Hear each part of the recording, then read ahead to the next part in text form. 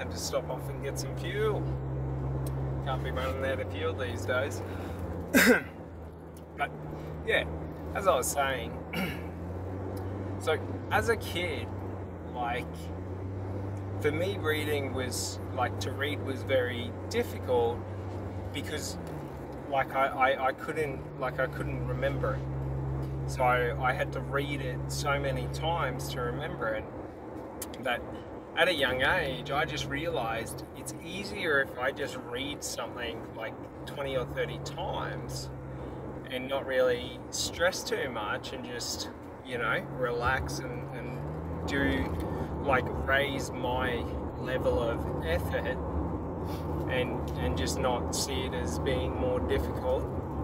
Because it's not really. If I have to read something 20 times to memorize it, but when I memorize it I don't forget it for, you know, 5 to 10 years, then, you know, like, that's a pretty small price to pay. So like I'll always pay that price every day of the week. Effort's free. Effort's easy. Effort's just a state of mind.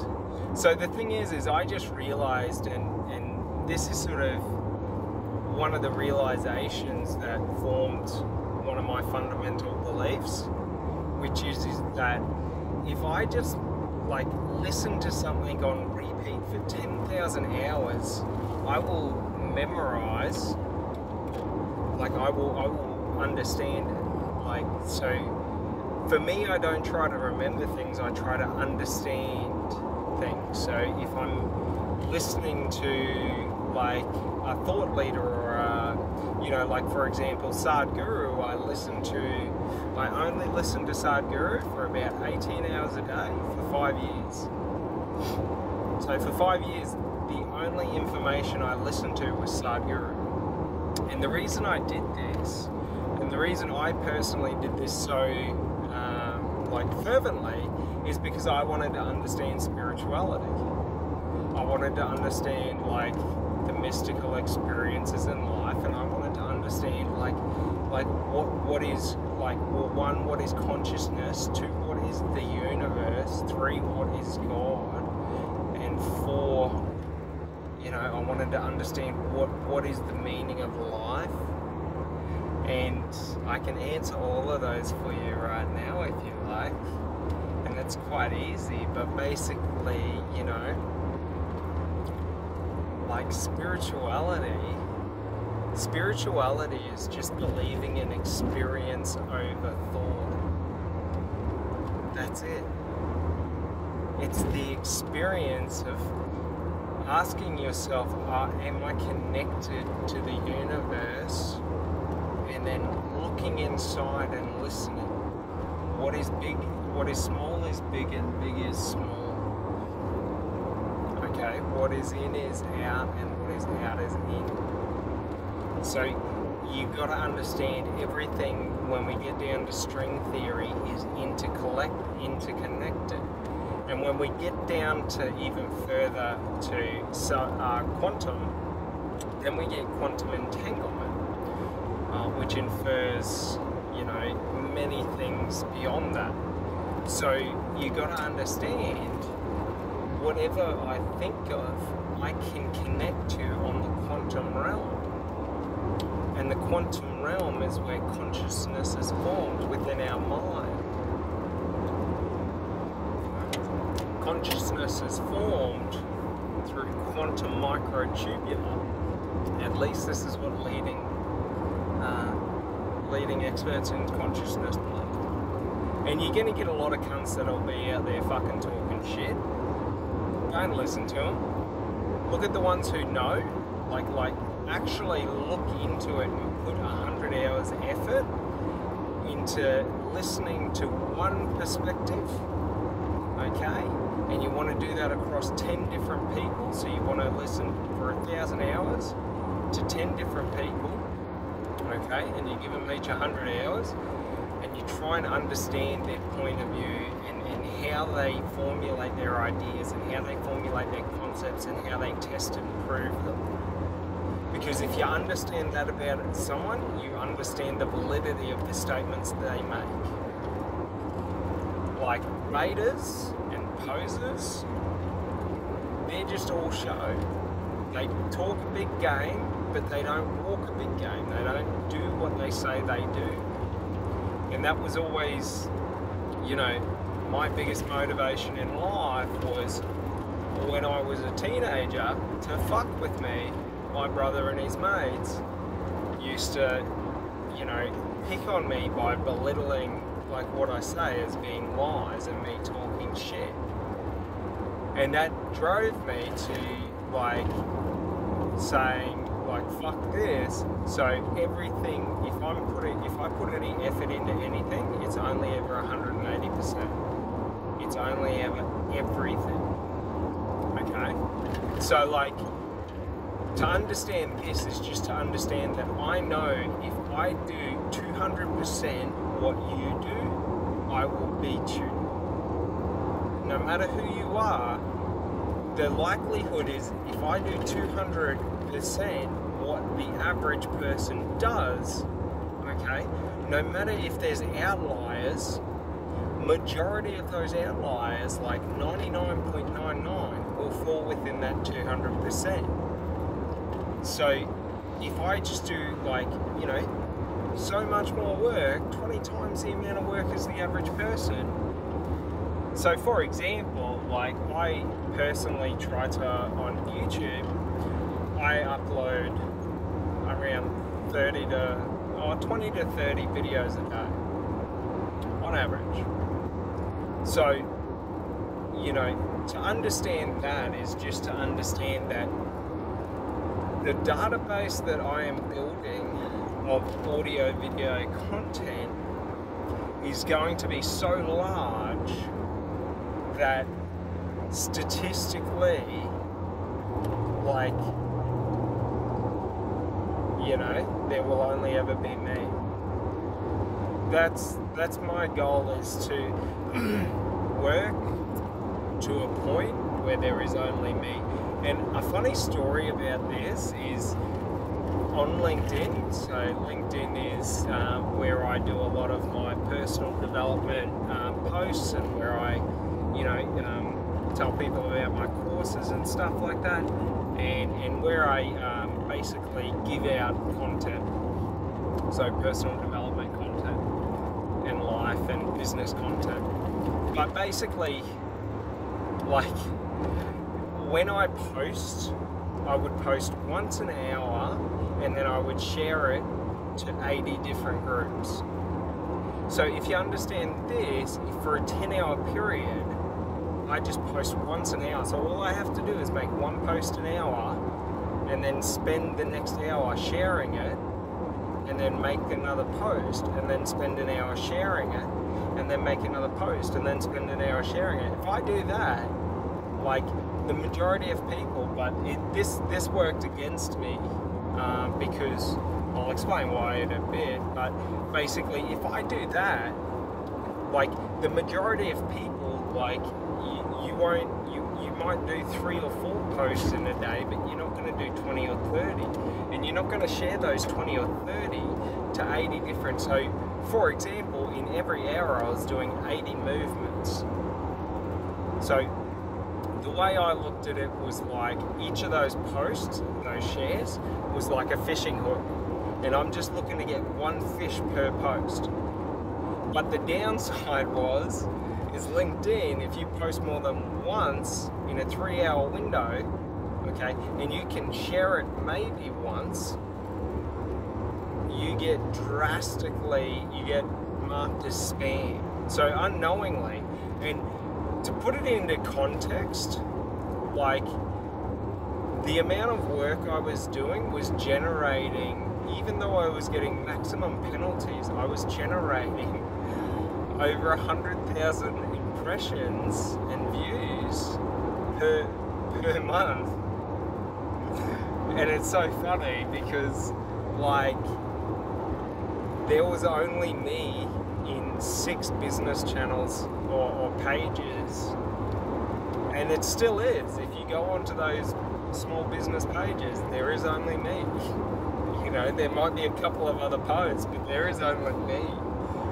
And yeah, it's just, I feel bad for those people, but unfortunately, like, that's the problem. My work ethic and my performance, like, drastically outperforms other people, and the reason I can do it effortlessly is because I just tell myself each movement is effortless, and I look for the path of least resistance but maximum like maximum exposure. So I look to take the easiest path with the highest risk so that I can capitalize, but also if it moves against me, I have a very stringent risk management policy. Like, I have a risk management strategy to where I'm observing the external environment, and for example, if I was getting negative comments about the posts, like I wouldn't post in those groups anymore. So, like, you know, and a couple of groups really enjoyed the posts and I helped them out, because over a month period I was able to put up 1,000 pieces of content, because I was doing, you know, probably not that much, it would have been like 300 and stuff. Over the 3-month period that I did it, I put up about 1,000. And it's like, and the way I saw it is you can break posts into 3 different categories. So if I wanted to do a post, I can write it out, so I can do a written post, which is slightly formatting it differently. And then I can do an audio or a video post. And then maybe I could do a picture post with text. And each of those have individual text because they're individual styles and they're targeted at individual audiences. So that's what my main goal with these was, is I was looking to build followers so that I could then post, you know, I could post valuable, you know, content where I give you valuable courses and content for free that other people will charge you thousands or tens of thousands of dollars for, and I'll give it to you for free because, like, I've already gone out and got that knowledge, you know what I mean? So for me, the thing is with my knowledge, a lot of it is based in experiential knowledge, offsetted by a large cache of theoretical knowledge. So, like, for example, you know, like, I used to listen to, while I played video games, I used to listen to theoretical physics lectures. It's not that I understood them, but I was trying to understand the meaning behind the concepts so that I could better understand the concepts. And a funny thing is that if you devote enough time to one specific author, what happens is you're able to understand a variety of topics, because most people are complex in their interests. So they're interested in multiple different things. So instead of just focusing on one specific bit of content or like theme of content, you would try to get all the different themes of content on this specific author so that you could better piece together and understand them. Because through different styles of communication and different situations, you'll get different, like, understandings into their points of view or how they come to make decisions. For me personally, when I was young, I exposed myself to many very sketchy situations where if the environment went against me, I could have been fucking killed. Many of those events I was threatened to be killed. But the thing is that when fear tries to grip onto me, I become very still and calm. And I become very aware of my situation. So I don't, like, when someone tries to intimidate me, I don't feel intimidation. Like, if you fake that you're going to punch me in the face, I will flinch because I'm going to move out of the way, because I'm not a dickhead who's going to get hit in the face for my ego. So the thing is that, like, but if you make a move like that, I'm going to just assume you're going to attack, and then I'm going to, like, violently attack you. Like, but thankfully in my life, situational awareness and understanding environments and watching behavior, see, that's what I had to learn so that I could avoid those situations. So, like, in all my times going out drinking, I never got into fights. There was few occasions, because I was always focused on girls and dancing and getting fucking munted. Like, you know, like, I just used to be the loose unit.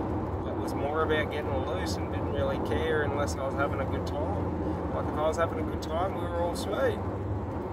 If people fucked with my mates, they were the times that I would go, like, pretty serious. So one time is when I was like 18, 19 in Rocky.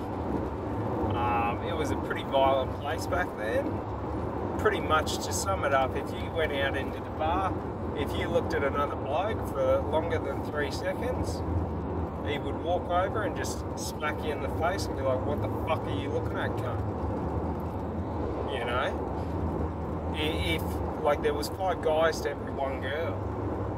If, you know, if you chose wrong in the girl, and it always used to be funny because it was like a game. Like, for me, it was watching behaviors, but also watching interaction. So, like, sociology, like how people interact with each other, but what kind of cues they give off, what are their signals, like what are their behaviors that they do to indicate a shift in behavior or a shift in mindset or state of mind. So, like, you know, you can tell when a dude's about to kick off a fight, he'll start looking around, assessing if there's any other threats that he needs to look out for. And then if he determines that it's safe enough, he'll just walk over and smack him. So, you know, it's sort of like, if you can see that behavior coming, well, it's far easier to check and see if you're the one he's looking at. But yeah, so, like, there's many stories where, you know, I saw people get eviscerated in fights. It's so funny. But this one time, I was out with some friends when I worked at Hungry Jack's, and we were out, and one of the dudes was gay, and he came over and he was a bit upset, and he was pretty wet, and he reckoned some dude just poured a drink over him and told him to fuck off, he's a faggot, upstairs, one of the cowboys. So I told him, you know, I was into bodybuilding back then, so I was pretty big, but I was also into a couple of martial arts and stuff, and I was a lot more aggressive and a lot more violent of a person. Where if I talked to you, I didn't really smoke weed back then, so, like, I wasn't a chill dude. I was like, yeah, psycho. So we walked up there and there's 30 fucking cowboys. And I just said to him, and I wanted to make a fucking point to him. So I said to him, which one of these fucking cowboys poured that fucking drink over your fucking head? And then I pointed to him and I said, you fucking point this cunt out, I'm gonna go over there and I'm gonna fucking skull drag this cunt out the fucking front, and then I'm gonna fucking murder him. And they're all looking at me, and I'm just like, which one was it? And he got a bit intimidated, and, you know, and he got a bit intimidated, and he didn't want to point him out. But the funny thing was, not one of those 30 fucking cowboys, they were looking, but not one of them wanted to bar up. Not one of them. They could have tried to all jump me. I would have enjoyed that moment. Fuck. I would have started snapping knees. Like, that's the thing. In those days, like, I train to be able to like kick you in a way that either dislocates your knee or snaps your knee, inverts your knee backwards. Like I trained in, like, I was fucking quick, and I was that's why I never got in fights, is because like people didn't understand. Like, I was psychotic back then. Like I have psychotic rage. Like I learned from an early age that you had to go to a maximum level of anger to feel safe in the world. Because for me, growing up between the ages of like 8 and like 14, 15, like, it wasn't kids that picked on me. It was 42, 50-year-old dudes that would threaten to kill me. All because I was in the wrong place, wrong time. All because of, you know, who I was provoked them into wanting to attack me. Because I was always so happy.